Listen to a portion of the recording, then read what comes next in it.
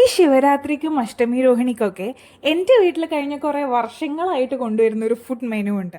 നമ്മൾ ഈ ഇതിനൊക്കെ ഒരിക്കൽ എന്നാണ് കേട്ടോ പറയാം. കാരണം ഒരിക്കൽ മാത്രമേ അന്ന് അരിഭക്ഷണം കഴിക്കാൻ വേണ്ടി പാടുള്ളൂ. അതായത് ഉച്ചയ്ക്ക് ചോറായിരിക്കും ഉണ്ടാവുക, രാവിലെ പൂരിയും ഭാജിയും, ഉച്ചയ്ക്ക് നല്ല കൂട്ടുകറിയും സാമ്പാറൊക്കെ ഒഴിച്ചുള്ള ഒരു കുട്ടി സദ്യ, രാത്രി പഴംപൊരിയും ചായ ആയിരിക്കും കേട്ടോ.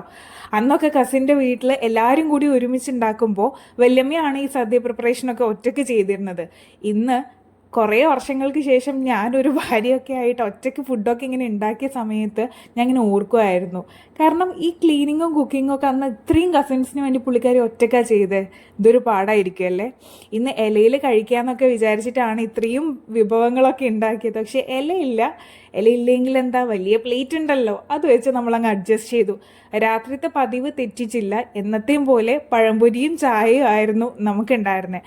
നമ്മുടെ സൈഡിലൊക്കെ, അതായത് ഞാൻ കാസർഗോഡൊക്കെ നമ്മൾ പഴംപൊരി രാവിലെ ചായക്കും കഴിക്കും. ഇവിടെ വന്നിട്ട് ട്രിവാൻഡ്രത്ത് വന്നപ്പോഴാണ് ഇതൊന്നും വൈകുന്നേരത്തെ ചായക്കടിക്ക് അല്ലാണ്ട് വേറെ ഒന്നിനും പറ്റില്ല എന്നറിഞ്ഞത്. അപ്പം നിങ്ങളുടെ അടുത്ത് എങ്ങനെയാണെന്ന് കമൻറ്റ് ചെയ്യും.